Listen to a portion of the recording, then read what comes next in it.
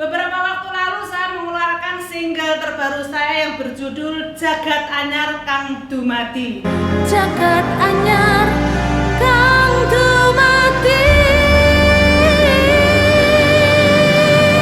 Nah, di lagu itu banyak komentar yang respon yang sangat positif. Tapi perlu diketahui bahwa di belakang itu semua banyak sekali orang-orang hebat yang mensupport saya, yang menjadikan lagu itu semakin istimewa. Tidak usah berlama-lama, langsung saja saya panggil. Ini dia beberapa orang yang akan saya eksekusi pada malam hari ini. Herwan Prandoko, Budi Pramono, dan Pranadipta alias Boleh.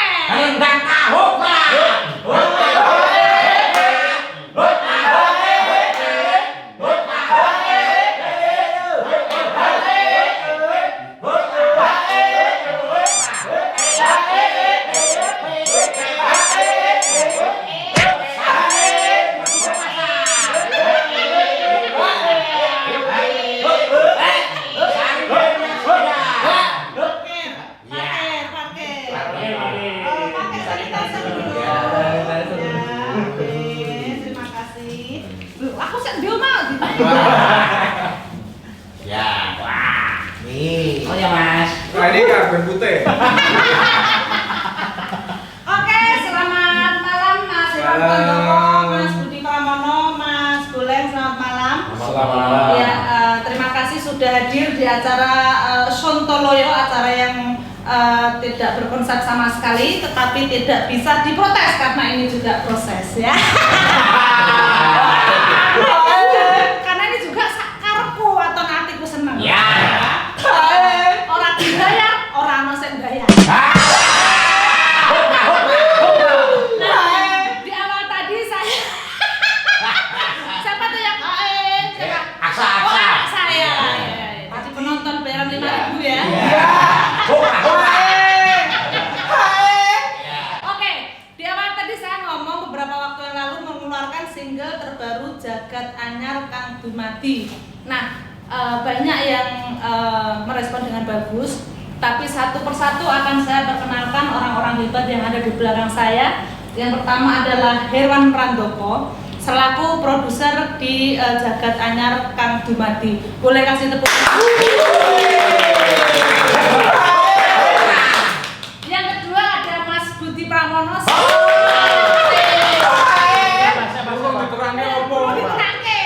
Budi Pramono sebagai pencipta lagu.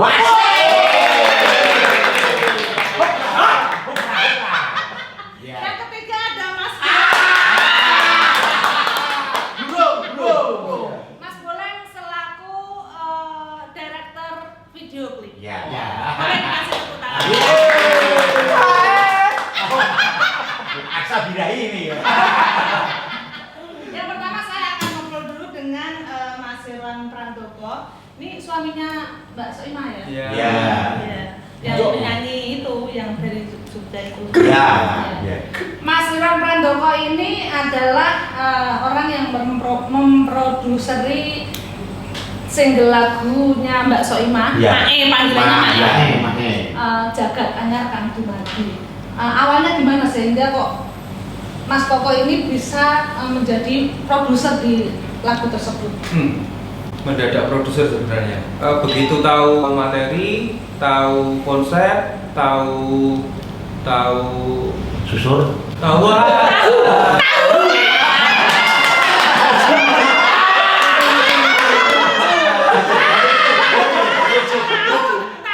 Tahu susah. Oh enggak bilang Nah, begitu tahu konsep yang dipilih itu sederhana, minimalis, minim budget. Kenapa minim budget? Apa sudah miskin apa? Ya menyesuaikan kondisi saat ini. Pemasukan kurang banyak. Kalau untuk konsep pertama kita mau bikin sesederhana mungkin, itu sederhana tapi mendapatkan hasil yang maksimal. Terus minim budget tapi mendapatkan kualitas yang bagus. Jika kita cuma punya satu alat, ya wes nganggo satu kamera tapi menghasilkan yang bagus. Yang ngurusin segala sebenarnya segala perintilannya dari perintilan tuh bahasa Nanti apa kuno? ininya apa ya? Ubur ame. Ya, ubur-ame. Jadi dari A sampai Z itu yang ngurusin adalah suaminya Mbak Mae Soimah. Iya. Nah, banyak yang berkomentar bahwa lagu ini liriknya sangat dalam sekali, sangat menyentuh, sangat pas dengan situasi seperti ini, dan banyak mendapatkan sanjungan juga dari para netizen. Ini pencipta lagu Mas Budi Pramono. Bagaimana? Tapi sebelum Mas Budi menjawab, saya sama Mas Budi ini berteman dari tahun berapa? 9. Pokoknya dari sekolah SMKI lah ya, 95-96. Beliau adalah kakak kelas saya, dan sampai saya berumah tangga, sampai Soimah berumah tangga dengan Irwan Madono ya. Luput. Menyakitkan. Masih berteman sehingga banyak lagu yang diciptakan Mas Budi yang di apa namanya, yang saya nyanyikan ada sangat banyak ya. Pokoknya dari tahun ke tahun itu kita selalu berproses bareng sampai rekaman di kos-kosan pakai styrofoam apa segala macam. Nah itulah dan Mas Budi ini salah satu pencipta lagu yang benar-benar tahu karakter saya harus diapakan, dikasih lagu yang seperti apa, dan akhirnya di tahun ini cita-cita kita sebenarnya untuk membuat lagu yang mungkin dibilang idealis, mungkin dibilang segmented, tetapi inilah karya kita. Yang penting kita ingin berkarya di kondisi seperti ini. Ya, Mas Budi silahkan dijelaskan gimana awalnya tercipta lagu tersebut. Itu lagu udah dibikin lama atau akhir-akhir ini? Ya, terima kasih.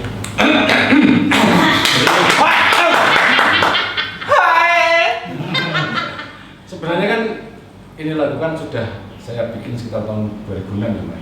Ini lagu ternyata sudah dibikin dari tahun 2006. Wow. Berarti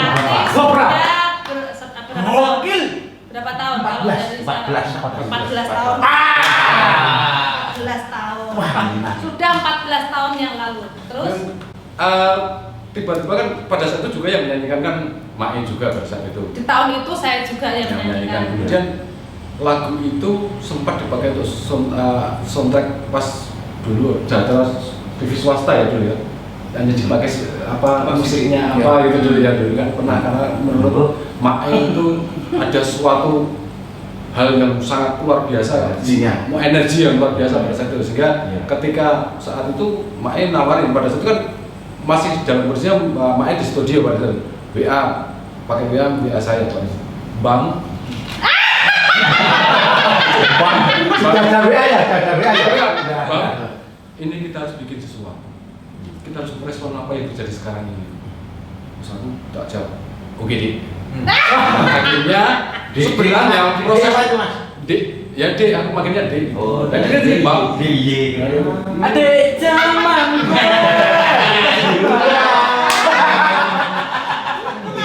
Ini dulu yang baru dong. Nah, terus kemudian Mae pada itu meyakinkan kita harus bikin ya. Habis ini saya setelah pulang nanti kita akan bikin. Oke. Ini orang tekan di santai weh. Nah akhirnya berapa kali kita ngobrol lewat WA, akhirnya ketemu. Nah pada situ lagu itu kurang ref. Pada itu nggak ada refnya. Lagu cuma song. Nah, jadi digawe ref mas. Oke. Nah, akhirnya setelah kita proses lama, ketika Mae sudah berada di Jogja pada saat itu, terus dari dulu saya kasihkan. Tapi sebelum menuju ke itu Mas, jadi lagu tadi itu kan dari 2006, cuman song, belum berwujud satu lagu itu. Memang di lagu itu saya benar-benar jatuh cinta sama notnya, sama notasnya saya benar-benar suka. Jadi saya selama bertahun-tahun tuh udah sering ngobrol sama Mas Budi. Ayo cari ini, sampai apanya yang hilang? Ini loh. Dokumennya itu. Dokumennya sampai hilang. Karena kan udah dari peralatannya juga udah dari zaman dulu. Jadi ya udah bikin bikin lagi aja kan dia juga bikin termasuk yes. Itu jenengan apa Mak Esok Imah ya? Katanya sih saya mirip. Oh, ya. Mantap. Enggak nyambung pertanyaannya. Enggak apa-apa biar belajar bertanya. Saya bilang ya udah bikin aja lagi, sekalian dibikin satu lagu dan musiknya bikin lagi karena kebetulan beliau juga arrangernya juga. Jadi benar-benar dibikin.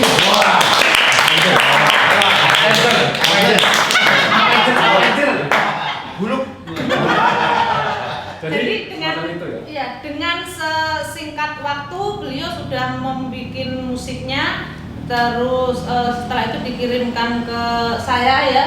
Ada beberapa waktu yang membutuhkan apa jenenge? Revisi, maksudnya nanti aku dengarkan, kita saling memberi masukan dan akhirnya Mas Budi membuat liriknya. Batur. Unjukan. Oh, dia malah. Batur. Akhirnya Mas Budi membuat liriknya dan Mas Budi bertanya kira-kira tentang apa ya enaknya dengan musik yang konsepnya seperti ini ya, apa? Ya pokoknya intinya ya monggo Mas Budi yang jelasin. Mae bilang ini kita merespon apa yang terjadi sekarang ini. Jadi kalau ada pertanyaan kenapa kok bisa mendalam gitu karena memang kita merespon, kita mewakili apa yang jadi yang sekarang orang rasakan kan, dari itu. Sehingga kalau dibilang sebenarnya kan kalau dari tipe apapun saya kan bukan orang tipe melankolis sebenarnya. Saya kan humoris, kartunis. Jadi saya tumis. Dan sebenarnya dalam sebuah kita sudah masuk ke dalam syair itu belum? Sudah. Nah jadi dalam sebuah syair itu kan ada estetika, ada diksi itu pilihan kata. Sebenarnya kan yang saya pakai itu. Terima kasih Mbak. Tadi jawabnya lewat sini kok, keluarnya lewat sana. Pintunya banyak.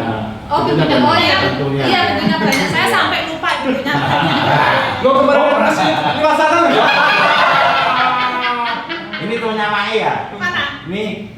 Ini? Cantik banget. Mau kenalan? Enggak apa-apa. Enggak mau. Jijik. Monggo sambil dulu. Ketemu enggak tuh? Cantik deh. Hopra. Pleset. Monggo dilanjut. Nah, tadi ya diksi itu pilihan. Jadi kita mempergunakan sebenarnya bahasa Jawa yang biasa sebenarnya. Maaf, jangan cepat-cepat. Agak santai aja. Semangatnya seperti ini. Oh iya. Emosional. Seperti baru gendong. Bahasa Jawa sebenarnya itu bahasa Jawa, tapi kita memiliki sastra. Jadi sastra sesuatu yang indah. Mungkin kalau naik bahasa Indonesia itu kata-kata yang melankolis seperti kau artikan apa diriku dan lain sebagainya. Nah ini di dalam konsep ini kita mengambil bahasa Jawa yang sebenarnya bahasa Jawa sehari-hari. Nah kemudian kita lebih memiliki sastra. Penggunaan kata itu juga kita memilihnya. Kalau orang membaca kan kalau nggak tahu kan jagat anyar kang dumadi itu kalau orang Jawa pasti kalau udah nggak tahu jagat anyar kang dumadi. Nah kalau bicara dumadi ya, itu sering terjadi. Sering tuh kalau misalnya wedi itu juga sering aku jelasin di. Nah itu diksi, itu pemilihan kata. Makanya pengucapannya pun harus benar. Nah kenapa saya yakin dengan Mae karena Mae kan satu, dia dulu adalah lulusan Karawitan.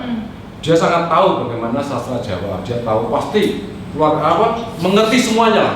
Makanya sebagai juga untuk semacam kayak begini loh, bahasa Jawa itu seperti ini. My God. Karena banyak itu bisa berbeda artinya loh. Iya. Seperti Mae tadi. Iya. Wedi. Itu pasir. Iya. Wedi takut. Dumadi itu jeneng wong. Jadi Kang Dumadi ya jeneng wong. Tapi kalau Kang Dumadi itu terjadi. Jadi itu kalian harus tahu.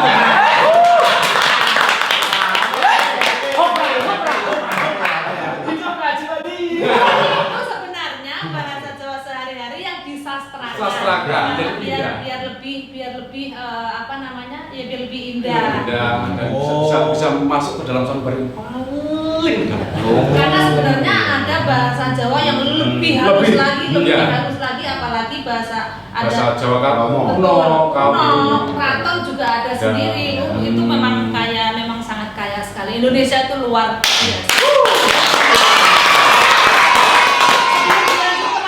Saya akan melempar dulu ke Mas Buleng sebagai direktur video klip. Ya, hidungnya nyucuk meripat ya, sangat panjang sekali. Kebesaran Pak. Ya silakan Mas Dita, awalnya gimana sehingga sampean dipercaya oleh sang produser untuk mendirektor video klip Jagat Anyar Kang Dumadi? Dan sebenarnya saya tuh WA Mas Koko cuma iseng-iseng ya. Mas Koko di Jogja enggak? Aku di Jogja. Aku mau kos begini. Saya kos di sini. Loh, sampean kos? Kos. Diusir dari rumah. Diusir dari keraton, ini orang keraton darah biru kok malah kos itu. Tapi bagus itu mengere. Kopra. Panas. Lalu Ngobrol-ngobrol, terus bilang kalau mau bikin vlog, terus bilang kalau mau bikin video klip. Nah, di situ tanya-tanya kamera, tanya-tanya apa namanya pengambilan gambar dan lain-lain. Terus saya pulang nggak sampai 2 hari ya, Mas. Nggak sampai 2 hari langsung di WA dan kita jenengan mawon sih ngambil video, kayaknya kamu aja bikin video. Aku sakit suruh bikin vlog dulu. Habis itu disusul chat selanjutnya. Kali video klip gitu. sama video klip sekalian. Terus Habis itu ketika saya kesini mendengar kan, saya kesini ketemu Mbak Ima, ketemu Mas Koko. Nah, pas ketemu Mbak Ima sama Mas Koko, bilang pokoknya konsepnya simple, sederhana. Terus pakai satu kamera. Habis pakai satu kamera, syutingnya di mana? Syutingnya di atas. Di atas mana? Di atas garasi. Jadi yang video klip yang simpel, satu kamera yang low budget dan dilakukan di rumah di atas garasi. Terus apa yang ada di kepala sampean? Seminggu stres. Tiap hari dengerin lagu, di WC dengerin lagu yang Jagat Anyar Dumadi itu. Mau tidur juga dengerin, di motor juga dengerin sambil jalan. Tapi headsetnya cuma satu biar aman. Jadi di mana-mana dengerin supaya saya hafal, supaya saya bisa istilahnya mencurahkan hatinya Mas Edi sehingga menjadi visual yang menawan. Terima kasih kawan. Saya mau lanjut ke produser dulu. Tadi kan terus tiba-tiba vlognya sama Mas Dita, terus sekalian video klip. Kenapa saya yakin itu menyerahkan pembuatan video klip sama Mas Buleng? Selain mungkin udah terbiasa kerja bareng, terus beberapa bikin ide-idenya Mas Dita Mas Buleng itu kadang out of the box. Mungkin itu dari turun bapaknya, tapi dia nggak mau mengaku itu turun dari bapaknya. Dia mencari sendiri. Bapak saya yang nggak mau mengaku. Memang Makanya diusir. Bapak saya itu nggak mau mengakui kreativitas saya. Ada buktinya ya, Mas. Makanya Mas Buleng ingin membuktikan ibaratnya tanpa embel-embel bapaknya, dia terus ingin berproses berkarya sendiri. Terus yang kedua, ya itu tadi garis tebal di bawahnya low budget dan ini minim budget. Pokoknya nyuwun tulung, minta tolong, konsep lagunya dari Mas Budi. Terus seperti ini kita dengarkan, kita berdua di sini ngobrol, terus kita ketemu beberapa konsep, terus akhirnya mengerucut. Nah, mau dijelaskan apa enggak, Monggo Den? Nah, monggo kalau mau disambung, monggo sambil minum loh Mas Budi Pramono, Mas Budi awon-awon nih kok. Persis dari pun tumi. Sampun anyep sangat. Ngetan nih. Monggo. Jadi total kita melamun itu berapa hari ya? 3 sampai 5 hari ya. 5 hari. 5 hari melamun. melamun sambil dengerin musiknya yang Jagat Anyar Dumadi. Nah, yang paling sulit adalah gimana caranya menyampaikan kesedihan dalam lagu itu ke sebuah visual yang sederhana tapi dramatik. Itu yang sulit. Terus akhirnya ada di video klip itu ada 7 orang cewek. Terus di situ pakai semekan, sanggulan, terus dengan konsep seperti itu gimana tuh awal ceritanya? Karena banyak netizen yang mempunyai asumsi masing-masing dengan 7 orang itu. Ada yang bilang itu reinkarnasi Soimah dari kecil sampai orang tua, terus ada yang macam-macam pokoknya. Jadi kalau di situ persepsinya apa? Manungso kan bisa nganyelaki. Kalau masalah netizen yang bilang seperti itu terserah karena Sah-sah aja, nggak ada masalah sah-sah kan, aja. mempunyai penangkapan yang berbeda. Tapi konsep saya sama Mas Koko, kenapa 7? Karena kalau misalkan Mbak Imah satu frame sendiri dari awal sampai akhir, itu akan sedikit jenuh. Karena konsep awalnya mau sendiri, karena lo budget, Iya. lo nggak mau melibatkan banyak orang karena di kondisi seperti ini awalnya sendiri. Awalnya. Nah, maka dari itu saya harus membuat tangga dramatik kan supaya nanti lagunya sampai bahkan di akhir-akhir itu ada yang nangis gitu.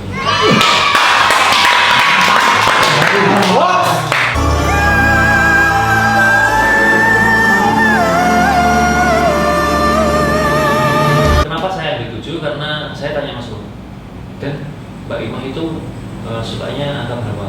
7 sama 9. Ya. Saya ambil 7 karena di keraton ada budaya juga. Filosofi dari dari budaya Jogja udah ada. Terus filosofi angka 7 dari Mbak Imah juga udah ada. Ya. Kalau itu kan namanya, maaf saya potong, itu kan namanya pakai semekan. Semekan ya. Semekan itu dulu biasanya tradisi yang di keraton untuk sowan ke keparaan. Sebenarnya bukan itu. Kalau sowan itu buat laki-laki, tapi kalau buat perempuan itu marah. Nah, ya itu maksud saya itu. Iya. Semarak. Yang dipakai mae Ya. apa sih? Yang dipakai mae. Ada betul. Yang dipakai mae. Apa namanya semekan itu biasanya dipakai kepala, tapi bentuknya enggak seperti itu. Jadi ada versi sendiri yang mirip seperti itu yang dipakai untuk kepala. Kepala itu untuk orang-orang atau wanita-wanita hebat yang ngadusi yang ngadusi apa ya? Melayani maksudnya. Yang beda itu maksudnya dari motif atau dari cara motif kebanyakan sama, tapi cara pemakaian dan lain-lainnya. Ya. Itu kenapa dari 7 orang sudah kejawab, kenapa pakai semekan, terus kan yang di komentar di YouTube kan ada juga kenapa sih pakai kenapa sih nggak pakai kebaya? Iya. Karena aku pengen menampilkan ini loh, ini budaya Betul. budaya Jogja, ini kostum yang jarang tampil. Iya. Nah itu kalau dari sisi Mas Boleng. Nah, kalau dari sisi saya mengiyakan itu karena saya juga mempunyai pemikiran sendiri bahwa ini lagu kan sebenarnya tentang musibah. Sebenarnya musibah yang paling terdekat adalah saat ini, dan ini bisa mewakili musibah apa aja walaupun amit-amit kita nggak minta ya. Maksudnya tetapi di lagu itu Mas Budi menuliskan di bagian referen itu ada keoptimisan. Nah, kenapa saya mempunyai pemikiran sendiri? Karena ini kan lagu juga untuk menghadapi dunia baru, new normal untuk saat ini. Tapi bisa juga dunia baru yang nanti kita nggak pernah tahu kapan. Nah, bahwa ketika cuma mempunyai satu lembar kain lah ibaratnya, ya suatu saat kita akan memakai satu lembar kain. Kapan itu kita nggak tahu, untuk memasuki dunia baru lagi gitu. Jadi manusia hidup di dunia ini ya sebenarnya tiada daya, tetapi apapun itu kita harus tetap optimis apapun yang terjadi. Kita berdoa tetap, berusaha tetap, jangan mengeluh, karena selama musibah ini kan banyak sekali yang mengeluh. Saling tuding, saling, orang Jawa kalau bilang kan harusnya kan wang sinawang, melihat orang hidupnya enak kamu gua kan enak duitnya akeh, saling begitu, itu nggak ada gunanya. Yang harus diketahui adalah mau miskin mau kaya semua di kondisi seperti ini semua terkena dampaknya, semua sama gitu ya. Jadi jangan saling isinya ini cuman saling nyalah kayak gitu, saling menghujat nggak no gunane. Gimana caranya kita optimis seperti yang apa dituliskan Mas Budi. Nah, kenapa saya pindah ke Mas Budi dulu ya? Kenapa di referen itu Mas Budi berpikiran bahwa di sini kayaknya memang harus dikasih kesan optimis? Ada satu semacam kayak kepercayaan pada diri saya bahwa ketika Tuhan itu memberikan sesuatu pasti ada hikmah yang akan terjadi. Seberat-beratnya apa yang terjadi pasti suatu saat akan dibukakan lagi. Nah, seperti kata-kata yang pada Ref itu, saya membayangkan bahwa di situ Tuhan pasti akan mengakhiri apa yang terjadi, dan di situ akan terbuka semuanya. Mungkin seperti tadi dunia baru itu bukan berarti dunia ini menjadi anyar, itu bukan. Jadi semacam kayak pemikiran, nalar terbuka, cara. Jadi bukan hanya secara fisik wujud dunia, tapi secara pola pikir, nalar, mental, semuanya juga harus diperbarui. Nah, seperti itu. Saya teringat ketika zaman dulu simbah-simbah saya ketika masuk ke dalam rumah itu kan di depan pasti ada semacam kayak padasan. Tahu kan padasan? Nah, padasan itu bahasa Tiongkok kuno. Padasan. Padasan itu tempat untuk menyimpan air itu. Nah, ternyata kan ada fungsinya. Gitu. Ketika orang sampai kita masuk ke dalam rumah pasti dia akan membuat cuci tangan. Berarti kan sebenarnya sudah ada dari dulu. Itu untuk menghilangkan ketika kita di jalan. Sawan. Ketika di jalan kita nggak pernah tahu. Sawan ada lagunya. Sawan kemahina.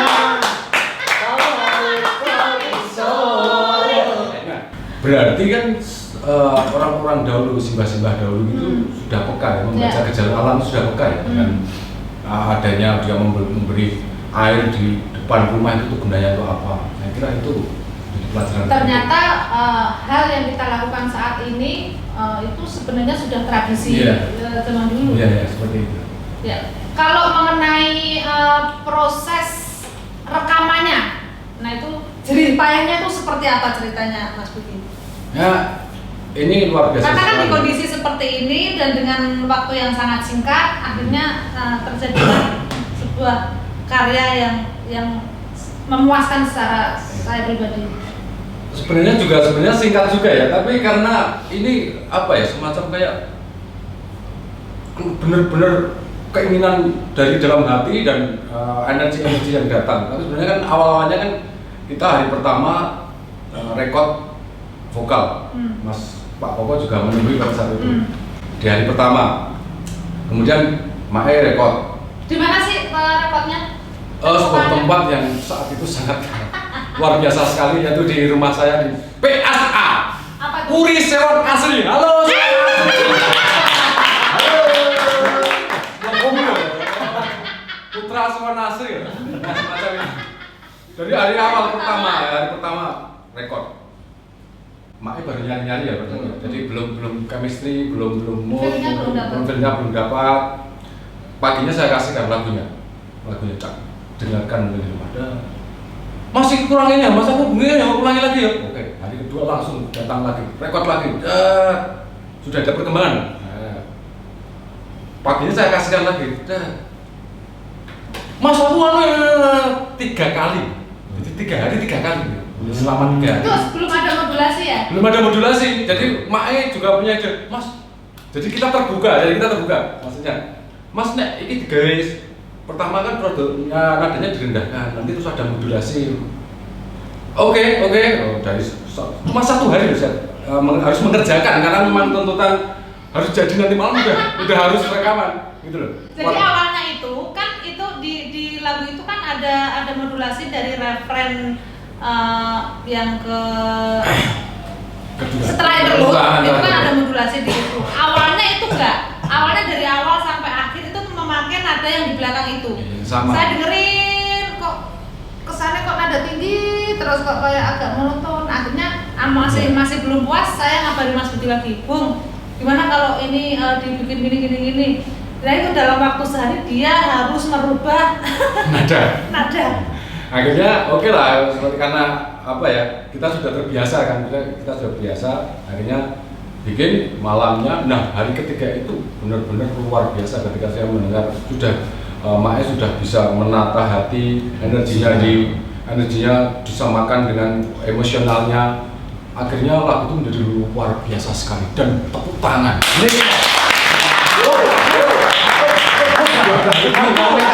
Dan itu di luar ekspektasi itu kan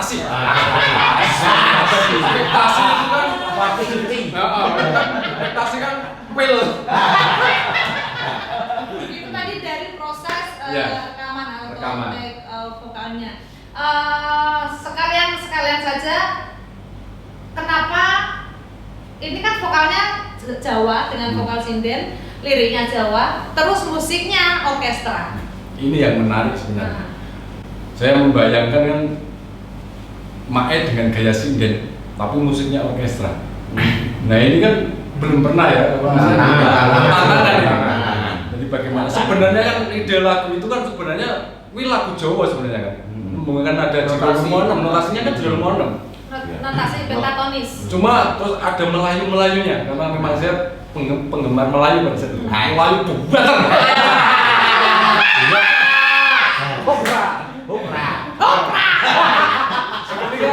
Ketika Mae menyanyikan tak sinden aku dengan nani Mas nyinden ya Mas, itu bisa dengarkan. Wah, jadi ada begitu nyawone sing susah dikatakan dengan kata-kata. Kata-kata susah sekali. Akhirnya yang terjadi seperti itu. Karena Mae sudah tahu isi dari syair itu menyanyikan secara sinden dan itu lebih mengena ya daripada mungkin dengan nyanyi seriosa, dengan nyanyi pop. Saya kira itu akan lebih terasa energinya. Dan melibatkan teman-teman orkestra. Pada saat itu Mae, Mas nek stringnya diganti sing tenang loh gitu. Ya bayangan saya udah lebih hidup. Hidup. Oke. Kemudian saya ngebel teman saya, Mas Bambang, teman saya di Klaten di sana. Tapi dia kelahiran Wonosari juga. Bruno gila. Promosi pokoknya. Nah itu ketika saya tawarin, Bung, ini kita kerjasama dengan Mae, bikinlah semacam kayak kuartet aja lah. Wong piro ya Mas? Kuartet wong papat. Aku awalnya belum dibuka kuartet. Aku butuh biola ya. Terus biola, berarti pertandingan sepak biola.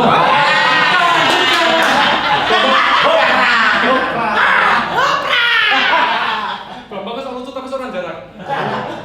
Nah, semacam kemudian ditawarkan sama dia. Piye Mas kuartet? Oh, oke. Tak pikir kuartet itu berarti kok ono selo, ono biola. Oke. Tak kasih bahannya. Ki, pas. Orang musik bingung karena ya saya gawe kan mau kerawitan ya. Kita tidak memakai rumus-rumus apa yang hidup kerawitan.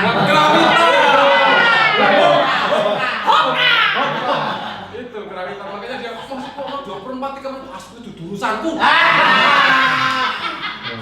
Nah, akhirnya ya dia orang pintar aja, saya cerdas ya mereka. Terus bikin notasi not balok kayak gitu dan akhirnya rekod dan kita adalah karena kebutuhannya banyak ya kita menggunakan kuartet dengan orang 4, kita rekaman untuk itu di studio Wenika sama seorang legendaris bagi saya adalah legend guru besar Jendel.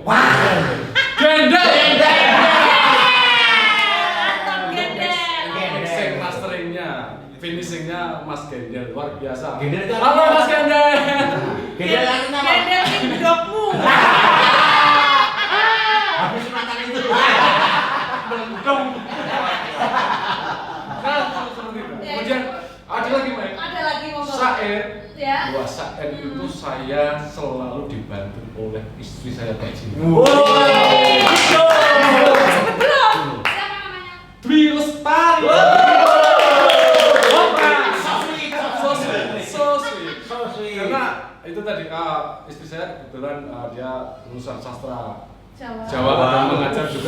di sastra Jawa juga. Jadi sudah sangat Klop. paham. Sangat paham. Saya takutnya kan ada salah. Ketika saya bikin semuanya, terus tak bijak Bisik. piye iki? Iya. Wah, ini benar.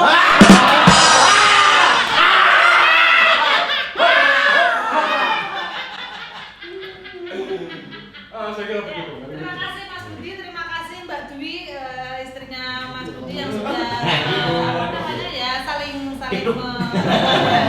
Saling pipit. Balik lagi ke Mas Boleng tadi kan proses ketika rekaman. Nah, proses pembuatan video klipnya itu seperti apa? Karena pas pembuatan video klip itu semuanya menangis, termasuk sampean, semuanya menangis. Ada di video BTS ya. Oh ya.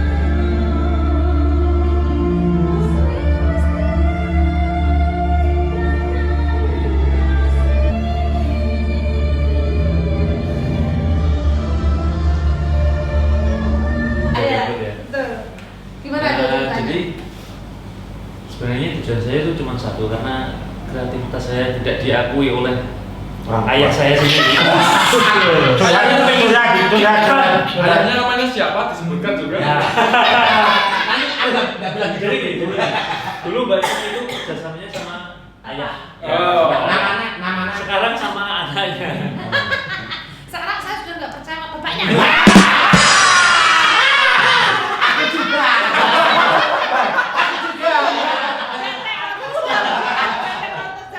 Iya. Nah, jadi gini. Ini menunjukkan tanpa ambil-ambil bapak. Tanpa ambil ayah. Ayah. Iya. Jadi sebenarnya prosesnya itu cukup simpel karena ya cuman di atas garasi. Pendekatan saya ya cuman setiap hari kesini, setiap hari ketemu Mas Koko, setiap hari harus ketemu Mbak Ima, makan di sini, mandi di sini, kadang juga tidur di sini. Oh. Sehingga saya mengerti gimana sih Mbak Ima, terus mengerti apa sih yang Mbak Ima inginkan gitu, supaya visualnya dari liriknya Mas Budi itu sampai ke penonton.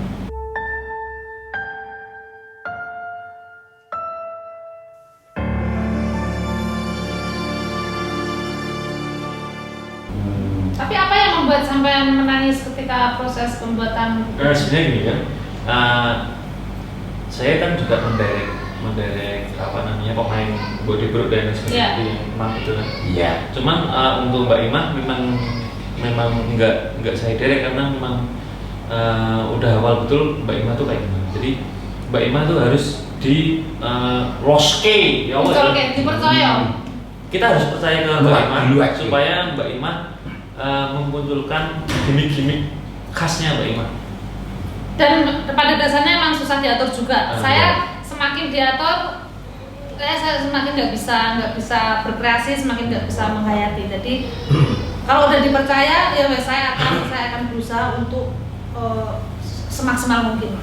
Tetapi Mas Duta ini menderek yang 6 lainnya dengan cara yang saya sangat suka, dengan cara mendalami didekati satu persatu, dipegang dengan tangan. Itu aku rasa juga setor energi biar semuanya sampai. Terus mau terlalu jauh dari Mbak Ima. Jadi misalkan nah kebetulan yang saya pilih itu adalah orang-orang yang memang dekat dengan Mbak Ima dari dulu, sehingga saya menyentuh hati mereka itu enak gitu.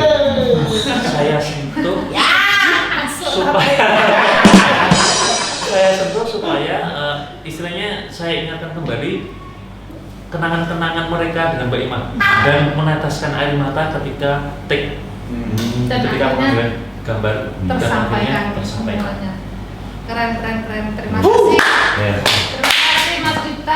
Mungkin Pak Produser mau menambahkan lagi.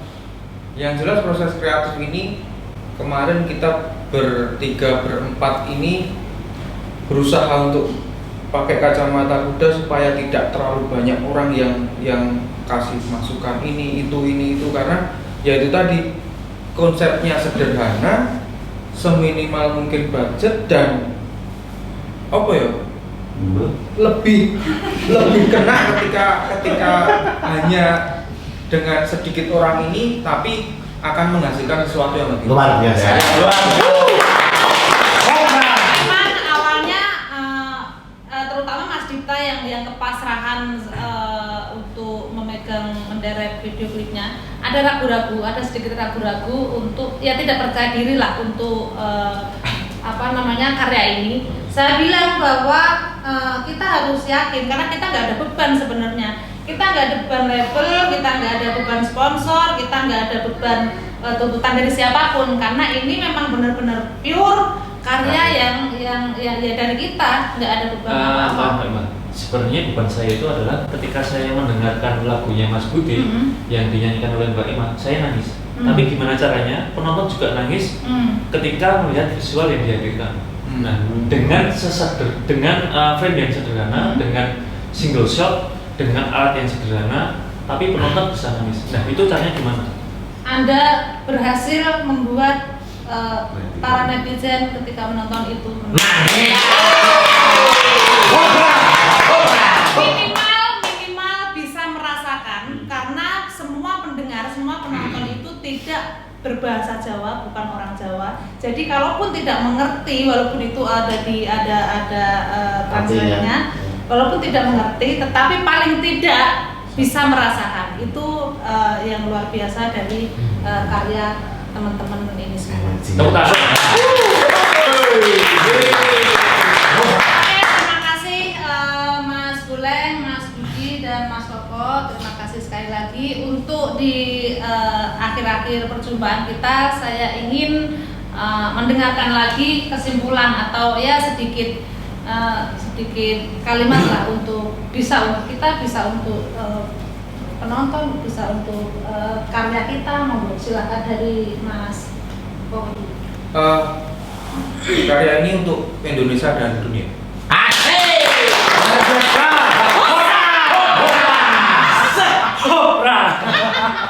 Mas Budi monggo. Mas Budi. Optimis dan yakin.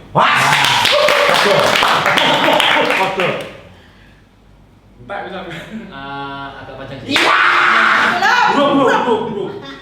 Jadi kita harus senang untuk mempersulit diri ketika kita mencapai sesuatu dengan kreativitas kita yang segini. Kita harus mempersulit diri ketika kita mendapat tantangan baru. Harus mulai dari awal sehingga kreativitas kita melampaui yang kreativitas sebelumnya. Jadi segini.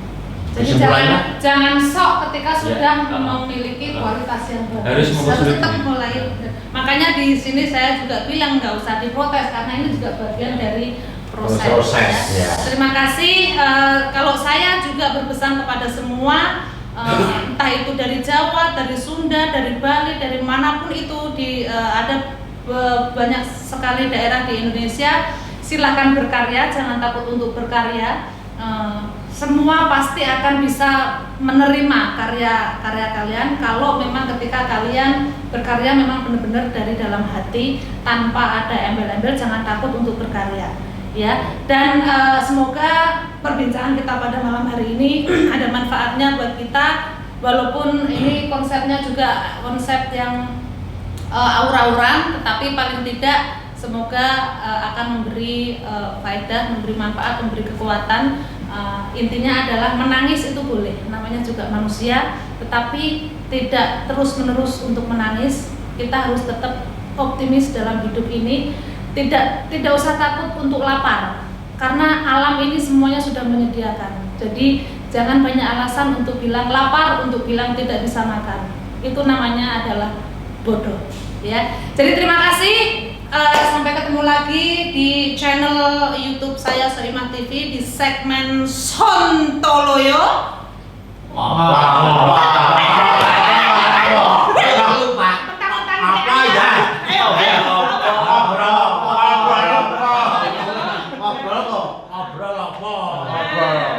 Di segmen Sontoloyo.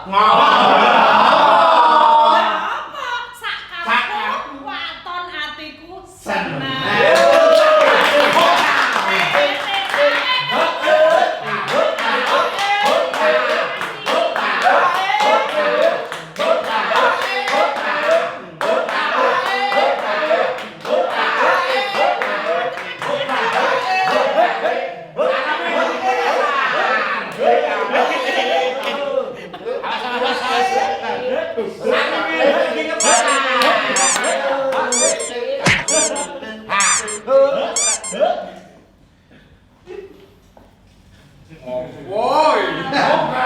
Pesona.